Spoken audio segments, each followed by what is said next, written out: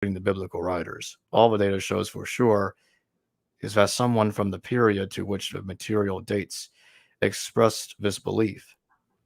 And that's it. There is simply no way to make such a sweeping generalization, but many scholars do just that. So what is your reaction to that?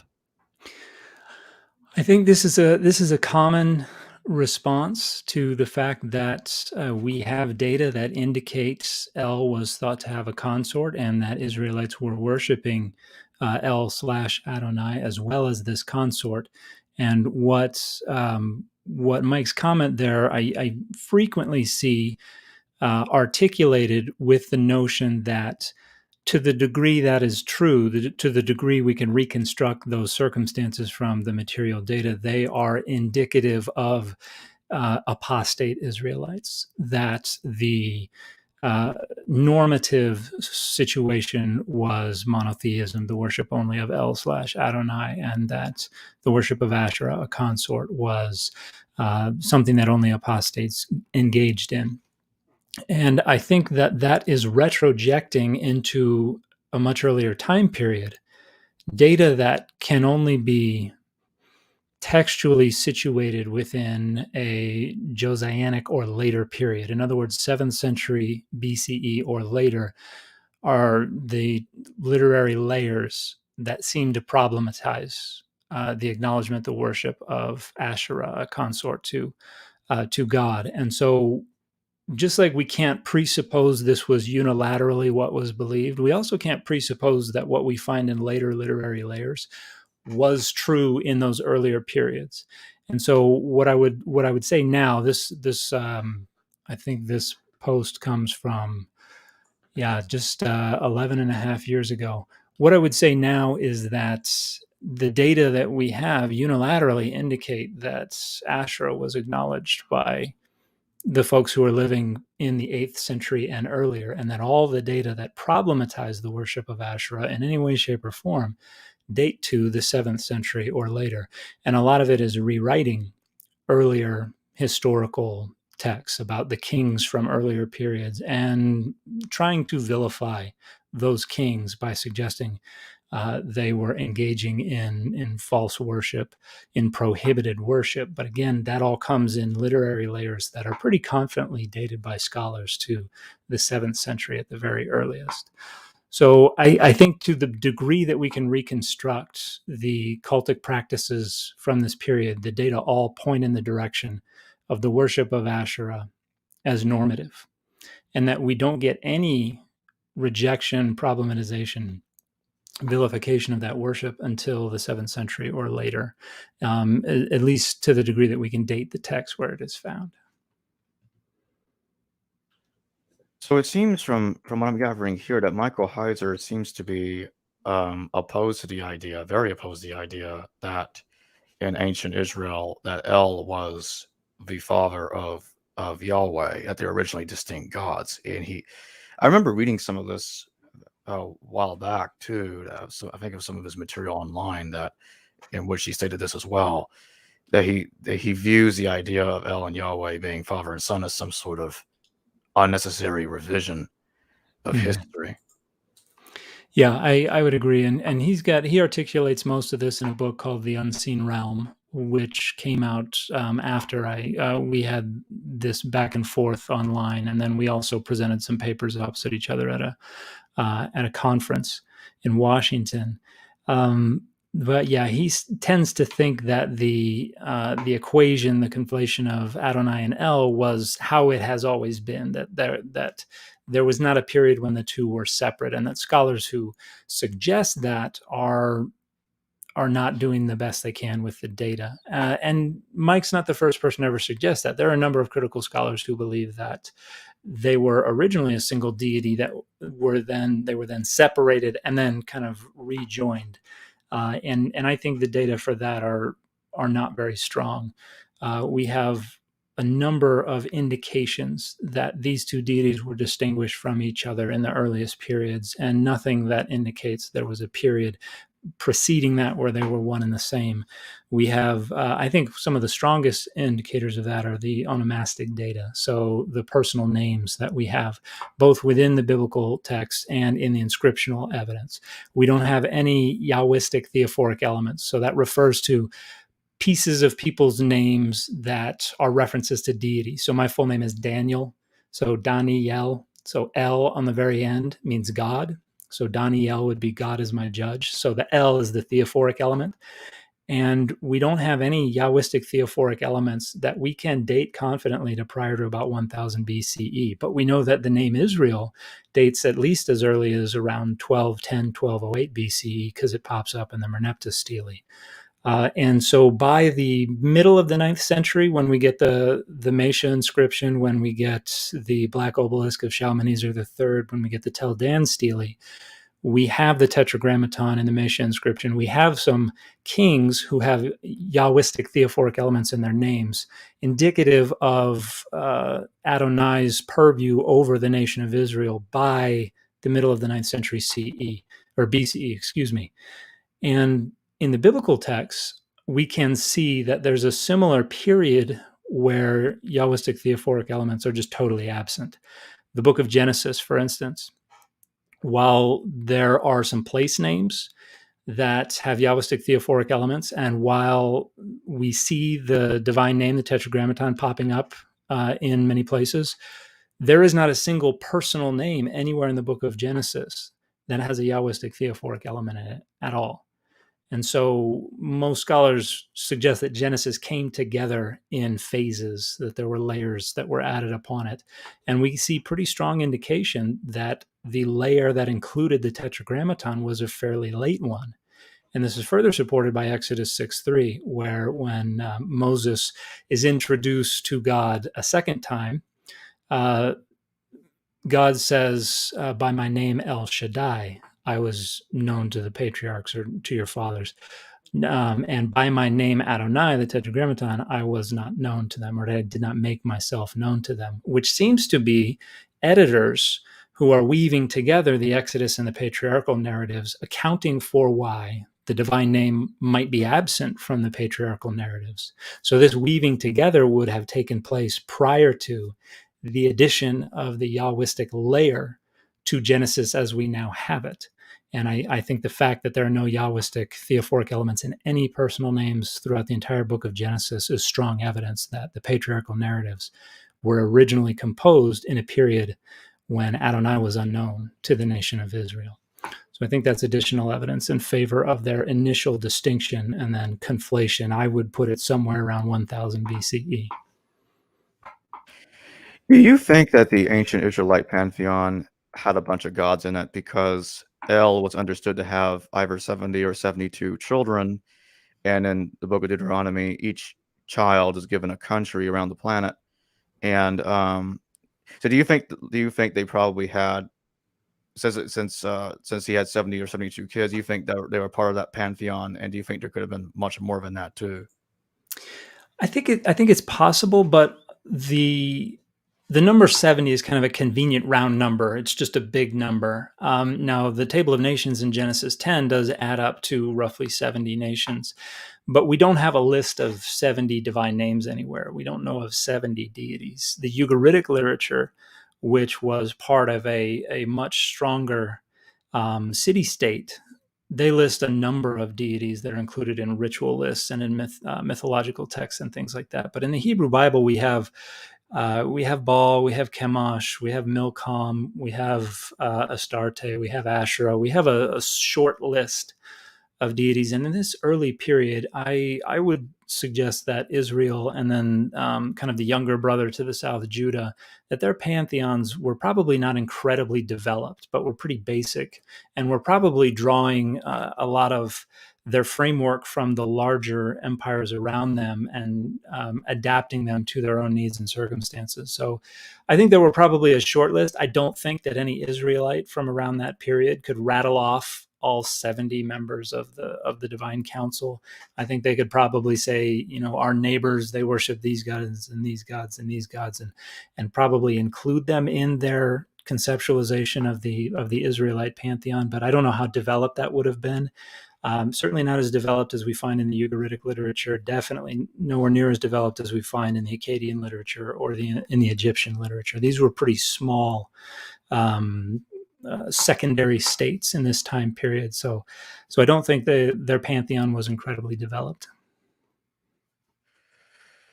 You mentioned that Michael continues saying, and so I ask, which is more coherent? A, that the writer of Deuteronomy 32:8-9 distinguished Yahweh and El Elyon, but fused them into two prior verses, and let this fusion tension stand. The two are fused and separated back to back, or B, Deuteronomy 32:6-7 portray Yahweh and El Elyon as one, and verses 8-9 are to be read in light of that massaging various consistency of presentation over these four verses. Hold on, I think I meant to say of that messaging various consistency of the presentation over these four verses. Yeah, I think I don't think those are the only two options. But I do see a distinction between verses 6 and 7 and verses 8 and 9. And most scholars would say Deuteronomy 32 has literary layers, that there are earlier layers and there are later layers. And it is situated within the much later, broader book of Deuteronomy. And so verses 6 and 7 introduce what they're going to say about the nations by saying, ask your fathers and they will tell you, your elders and they will say. And then so we're introduced with this infinitive lemor, saying, which usually pretty much always introduces direct quoted speech. And so verses 8 and 9 are quoted speech. And that quoted speech would be when the Most High divided the nations, he separated the peoples according to the number of the children of Elohim, the children of God. And Adonai's portion was his people, Jacob, his inherited share. And so I think when 8 and 9 were originally composed, that there was a distinction between the two. But it was embedded here and quoted as something that was coming from the forefathers and framed as a reference to Adonai. And so I think that the text doesn't need a ton of massaging to be reread to understand Adonai and Elyon as one and the same. And as long as you are operating within a situation where everybody understands them to be the same, you don't need to make it explicit in the text. You don't need to alter the text. You just need to have a rereading of the text become normative. And so I think that they preserve this distinction, even though they are rereading it as it is found within the Song of Moses in Deuteronomy 32.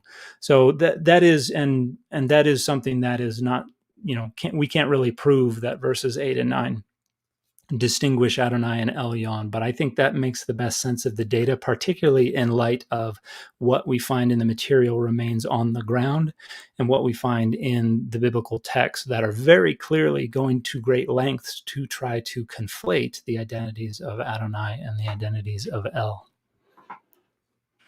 Do you think a good example of this conflation is what happens when we look at the book of Genesis, when Elohim created everything and then rested on the Sabbath?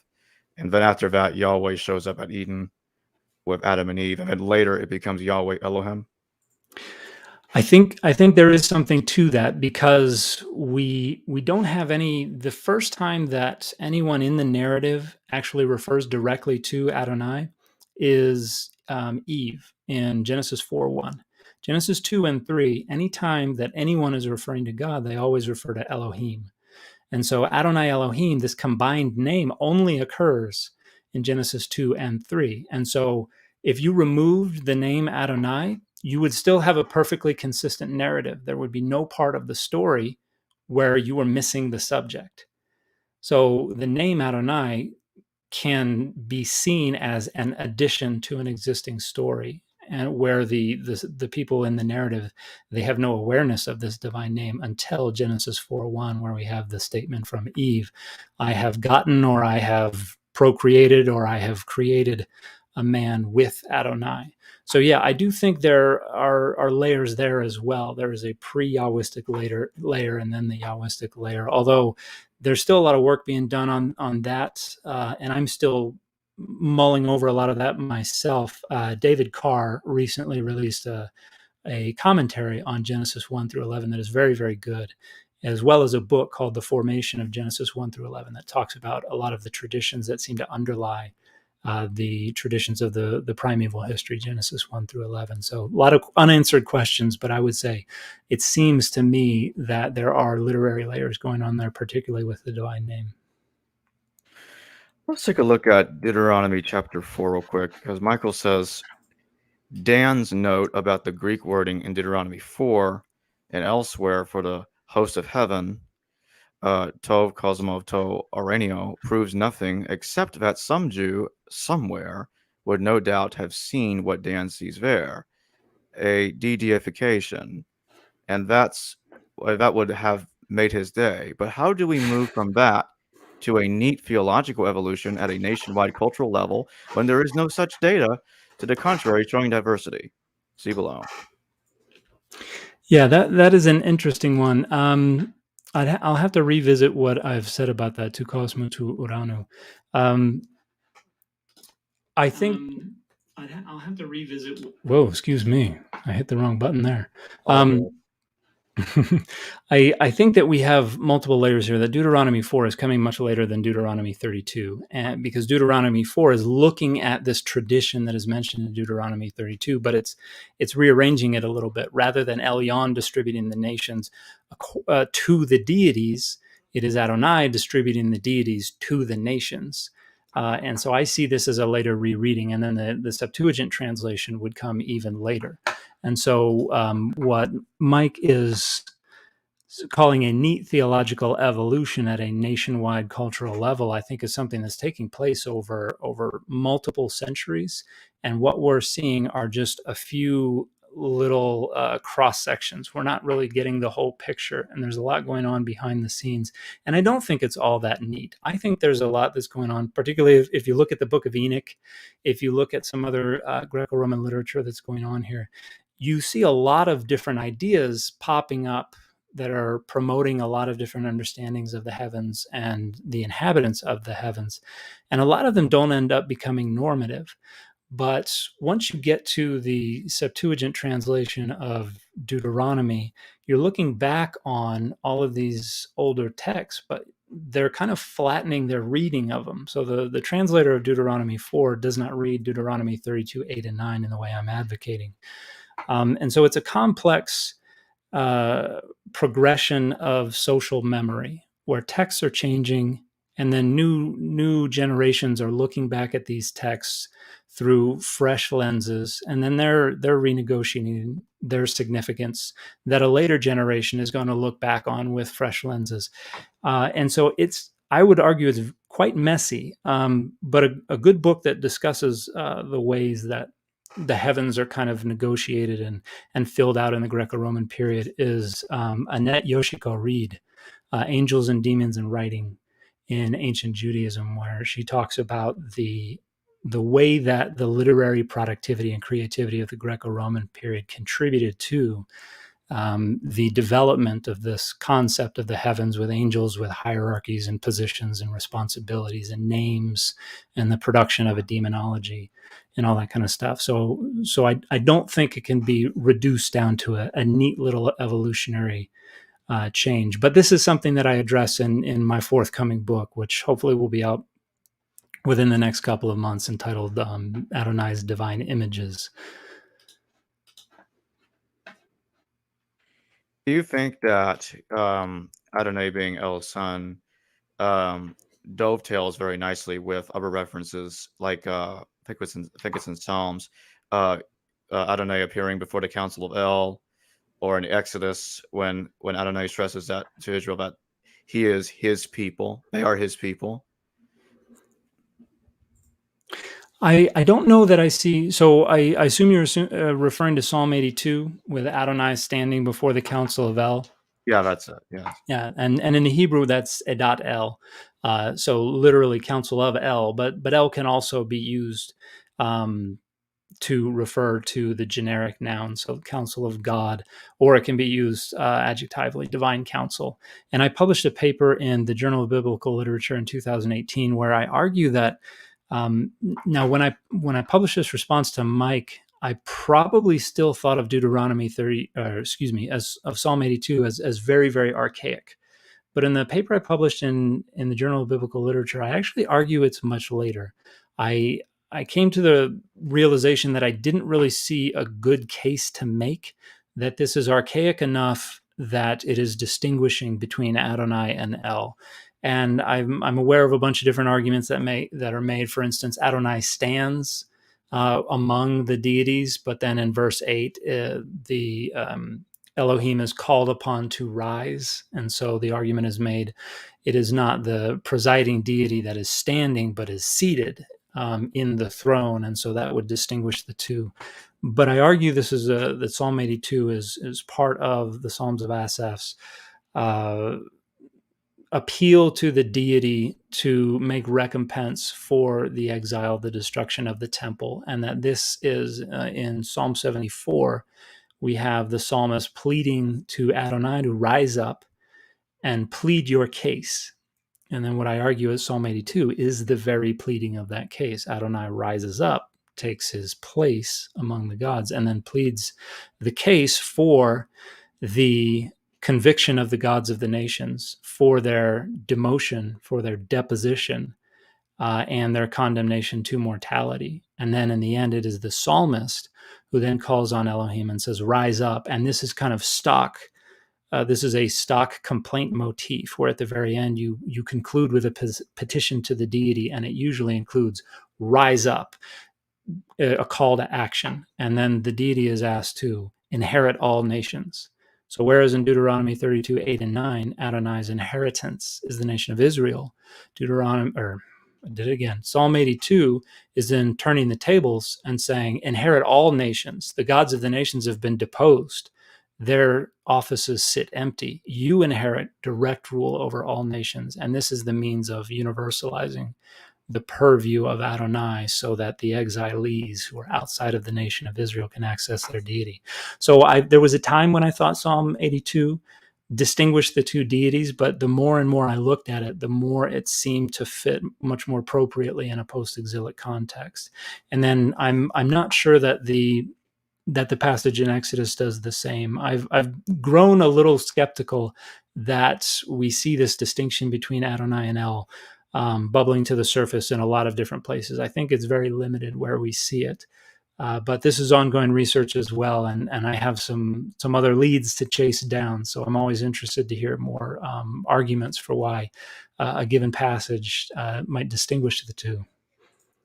How do you look at Exodus chapter 6, verses 2 to 3, El Shaddai, God Almighty, and Adonai? Do you think it conflates the two of them? I think it is an attempt to conflate the two. And I think it reveals that for the author of this passage, their version of Genesis, their version of the patriarchal narratives don't include Adonai. They're saying the patriarchs did not know the God by that name, but in the received version of Genesis, what we have, they all explicitly call on the name of Adonai. And so there's a conflict there. And there has been an argument made that maybe Adonai was not part of the Israelite pantheon at that time. And I think that's a possibility, but also possible is just that the patriarchal narratives came from a different group. Maybe the folks who are responsible for the original production of the patriarchal narratives rejected Adonai. They were a part of a different faction. This is the Elohim faction, or the El Shaddai faction, and that's the Adonai faction. That's also a possibility. So I don't think that it's definite that Adonai was just not on the scene anywhere, but I think it is pretty clear based on the rhetorical goal of Exodus 6, 2 through 3, that the rhetorical goal is to join a version of the patriarchal narratives that lacked Adonai with the Exodus narrative that centers Adonai.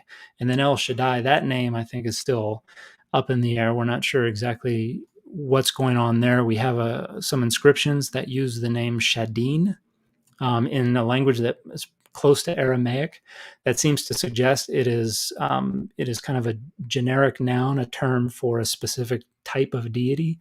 And so some folks think that El is God of this certain type of deity. Other folks connect it with breasts. It could be connected to a root that means breast, and then by figurative extension to a root that means mountains or wilderness. And so some folks think it is God of the breast, that this may be a reference to a conflation of El and Asherah.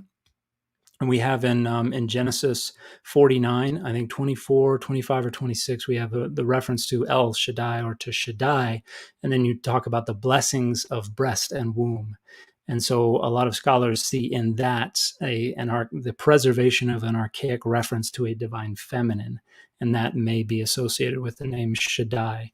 So El Shaddai, I've kind of suspended judgment myself on that. I don't know exactly what that's in reference to, but right now I think the scholarly consensus would probably say it means the God of the wilderness, and is a reference to some kind of agricultural wilderness deity or something like that. Look at the next thing that Michael says. He said that Michael summarizes another lengthy section with the following. All of that is a windy way of saying that you just can't prove a neat evolution from polytheism to monotheism. And there is terminological confusion and so much polytheistic material in later Jewish periods. The solution is not to bend the data to a prevailing paradigm. It's to fix the paradigm.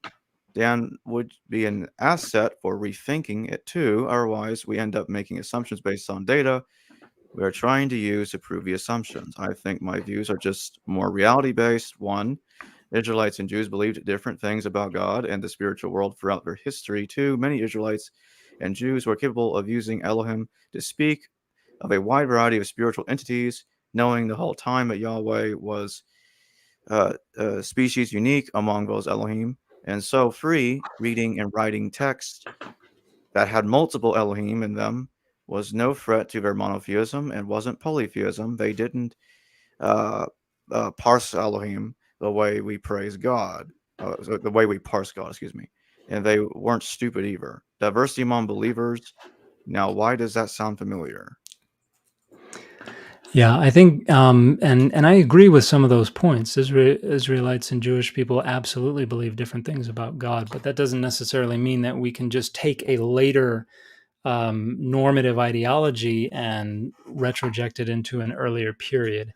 And one of the things that that Mike says here, knowing the whole time that Adonai was species unique among those Elohim. This is an argument that he's made that helps him preserve monotheism despite his argument for the Bible's recognition of numerous gods.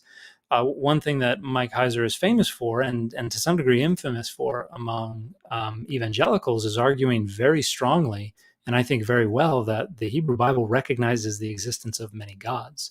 But in order to preserve the theologically correct notion of monotheism, he makes the argument that Adonai, the God of Israel, was seen as species unique. In other words, while Elohim just means a reference to any inhabitant of the spiritual realm, Adonai is different. Adonai is sits on a different level. It is a difference in kind and not just in degrees.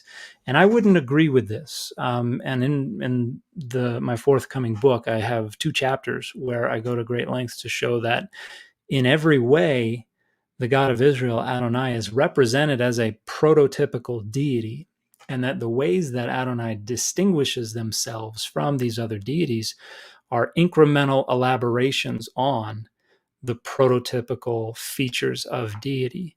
And so I argue that the representation of Adonai in the Hebrew Bible is not a case of species uniqueness. It is a case of incremental distinction of one deity as being different in degrees from the others.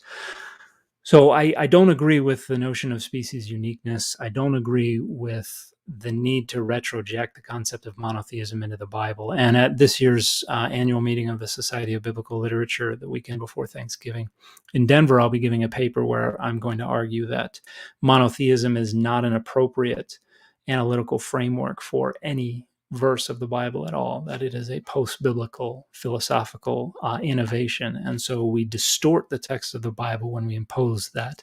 So when Mike says here that I am bending the data to a prevailing paradigm, I would argue that arguing for monotheism in the Bible is bending the data to support a prevailing paradigm. And I think monotheism, if there has ever been a prevailing paradigm for looking at the Bible, I think monotheism is one. How do you look at the Moabite stone in the Meshachila in conjunction with the account in the Book of Kings when it talks about um, the country of Moab going up against Israel, they're going up against each other, and fire rained down from the sky, and the Israelites retreated. And it looks like the story, when combining both texts, especially when combining both texts together, seems to indicate that it's saying a different God had defeated the Israelites. Yeah, so we've got the story in the Mesha inscription where Mesha talks about how his predecessor had been subjugated to Omri because Chemosh was angry with his land. And then Mesha says that he delivered them, that he threw off that bondage, vassalage of the Omride kingdom. And we see something that a lot of scholars have associated with this story in 2 Kings 3. And it could be telling the same story. It may not be. It depends on when precisely we date the Moabite stone, the Mesha inscription, because it seems like there were a few different times when Moab and Israel were going at each other, and that Israel was trying to restore Moab to vassalage. And so I think it's certainly plausible that it's telling the same story. I'm not convinced that that's definitely the case, but I do think that the Mesha inscription definitely identifies Chemosh as the patron deity of Moab, and I think that supports the reading of still talk about Deuteronomy of 2 Kings 3:27, where at the end the coalition, the Israelite, Judahite, Edomite coalition, is about to take the city with the Moabite king, and they're about to fulfill the prophecy that Moab will be delivered into their hands. And then the king sacrifices the heir to the throne, his son, on the city wall. And the very next thing the text says is there was great wrath, or ketzef gadol, against Israel, and they packed up and left. And this great wrath is a phrase that occurs, I think, 28 or 30 times in the Hebrew Bible. And all but 2 times it refers to divine wrath, and the 2 times it does not are in some Persian period prose couplets where it's listed with other terms for anger. And so this great wrath must refer to divine wrath. And so the question becomes, what deity's wrath is driving the Israelites away from the Moabite stronghold in response to human sacrifice? And the most parsimonious interpretation is that the author is acknowledging that the sacrifice worked, that Chemosh, the patron deity of Moab, drove off the Israelite forces. And the 2 verbs that are used there to refer to Israel getting up and leaving are the same 2 verbs that are used to refer to Sennacherib getting up and leaving after the angel of the Lord has killed 180,000 of his soldiers overnight when they were laying siege to Jerusalem. And so we have kind of parallel stories. Sennacherib invades a foreign land in order to return that foreign land to vassalage, and then that foreign land's deity drives off the invading force. That's what's going on in with Sennacherib's invasion of Jerusalem. And then we have the same story, flip the perspective, and we have the Israelite, Judahite, Edomite coalition invading a foreign land to return it to vassalage, and the foreign land's patron deity driving off the invading force. And so I don't think we have to have the Mesha inscription to get that reading from 2 Kings 3:27 in particular, but I think it is helpful, even though I think it could also be read as a reference to other events. Do you think that story fits very nicely with the Deuteronomy story of a higher God dividing the nations? And what's going on here is that the Israelite God is having some rivalry with other gods that were given different countries. I do think that's what's going on there. We have a few different indications in the Hebrew Bible that Adonai's purview and power really only extends to the borders of Israel and no further. And we see this primarily in who is owed worship. We see David being driven to the boundaries of Israel when Saul is pursuing him, and he's about to be driven outside the nation of Israel. And that story where at night he sneaks in and he takes something from Saul's camp and then goes to the other side of the valley and wakes Saul up and yells at him from across the valley. And he says, "You're driving me out of Adonai's inheritance," which is an allusion to the fact that Adonai received Israel as their inheritance, Deuteronomy 32:8-9, and says, "You're forcing me to worship other gods." Meaning, if David is outside of the land of Israel, David is outside Adonai's inheritance, David cannot worship Adonai. David owes worship to whatever deity is patron over that land. And we see a similar thing with Naaman when he comes to be healed by Elisha.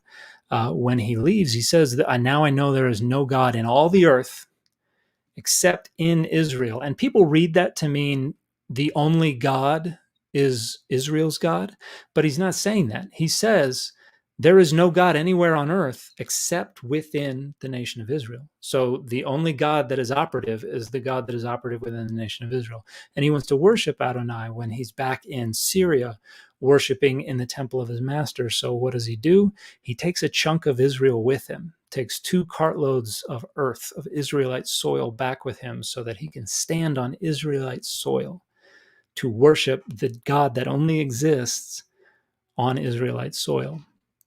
And so I think what we see here is a similar thing where Adonai is going outside their purview and going into another deity's purview, is getting out of pocket and ends up paying the price. And the coalition must retreat and return to Israel, not having fulfilled the prophecy that Moab would be delivered in their hands, which can only plausibly be interpreted to mean that Moab would be returned to vassalage. That is the only reason you make an incursion into a nation that has tried to throw off vassalage, is to return it to vassalage.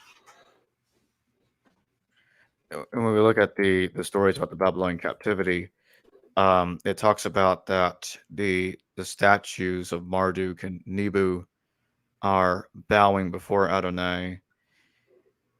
Does this indicate like, okay, so Adonai managed to conquer those 2 guys and now they're under him?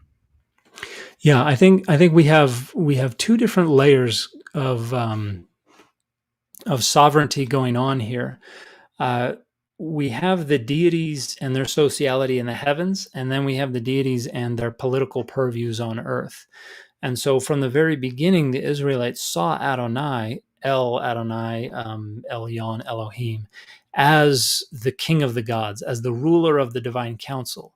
But that does not necessarily mean that Adonai has direct control of the other nations. And so when the other gods bow, Nebo stoops and bows and things like that, I think that is intended to reflect the fact that Adonai rules over the other gods in the heavens. And so depending on when we date that, if we date that to after the universalization of Adonai, then that could reflect the same political rule. But if we date it to before the universalization of Adonai, when Adonai's political purview was limited to Israel, then I would say it reflects the circumstances in the heavens, that while these deities may have sovereignty over their nation on earth, it is Adonai who rules over them in the heavens, and that is reflected in what's going on with their divine images on earth. So look at the next thing Michael says here. He says, Okay. I'm well aware of the proposed crisis catalysts for the movement toward monotheism. I critiqued them in my dissertation. My view is that there is nothing said in the wake of the presumed crisis that many Israelites would not have said prior to said crisis. Every time I think of this, I think of Carl Newsom's oxymoronic angelic Elam term. It shows the desperation to keep the consensus paradigm in the face of all the contrary evidence. The scrolls in their divine plurality language is my regional SBL paper topic this May. Yeah, and pardon? Oh, I was just telling the audience that was at the time, but over 10 years?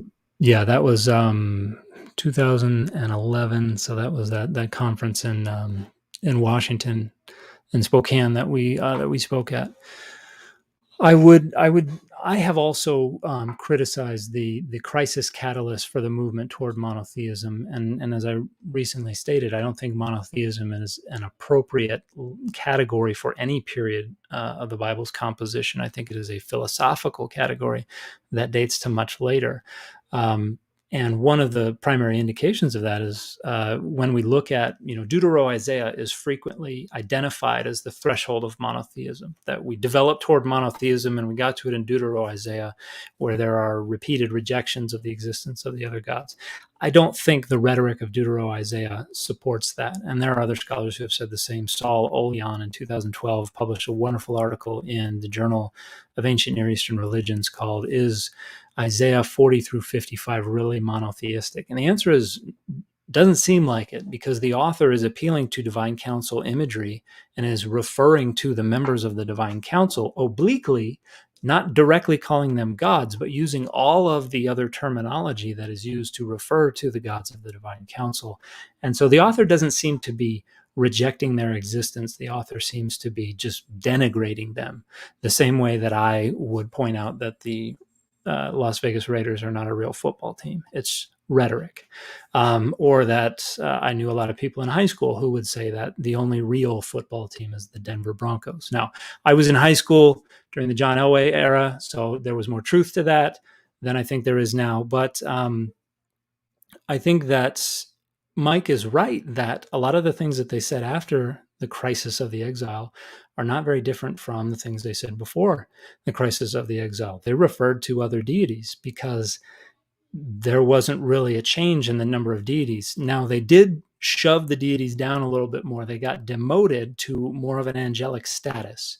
They weren't deities that ruled over the nations. They were servile deities that did the bidding of the high deity.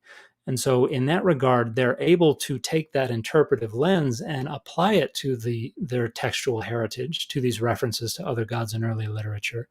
And they don't have to reread them. They can read the Elohim as references to these, what they understand now to be angelic beings. And so you have the holy ones, you have angels, you have Elim or Elohim or gods, all being used interchangeably for the same entities. So I don't think this indicates monotheism. I think it indicates a renegotiation of where exactly all these deities sit on the hierarchy of deity, but I don't agree that it is monotheism. And yeah, that's a detail that I would have liked to have revisited with Mike, which I have not been able to. But to conclude this, how would you summarize the theological evolution that's going on here?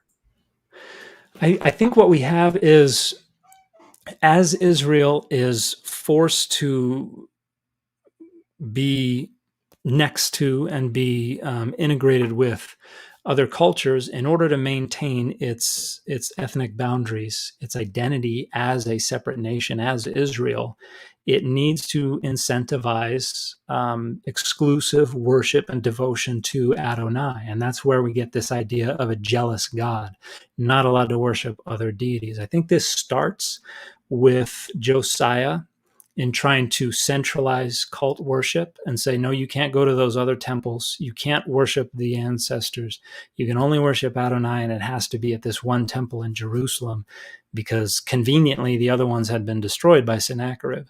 And as we get into the exile and we get into the threat of the dissolution of the Judahite, the Israelite identity, we see the authorities trying to strengthen that identity and strengthen those boundaries by representing the deity as more and more jealous, but also trying to elevate the deity and exalt the deity over and against the gods of the nations, saying we have to worship only our God, and our God is bigger and better than all the other gods of the nations and can defeat all the gods of the nations. And so whereas in an earlier period, Adonai goes outside their purview and gets slapped by Chemosh with the Exodus tradition, now Adonai goes into Egypt and he's the one doing the slapping.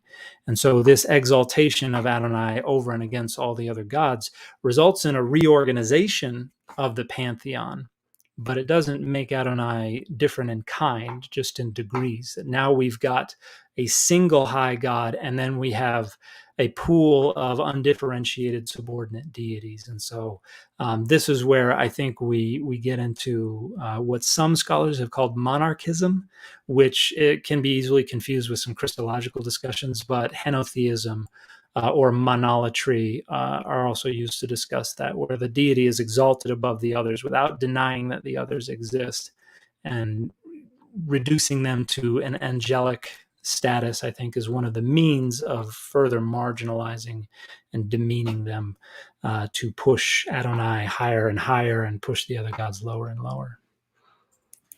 Well, thanks for joining me once again, Dr. McClellan. Thank you. I appreciate it. I thank everybody else for their continued participation in the live chat, and I will see all of you later. Thank you. Hello, viewers. Thanks for watching this video from the History Valley YouTube channel. Please don't forget to subscribe and hit the notification bell. And if any of you wish to further support this channel, please consider checking out this channel's Patreon page and becoming a patron, and or donate through PayPal or through Super Chat during a live stream. Thank you.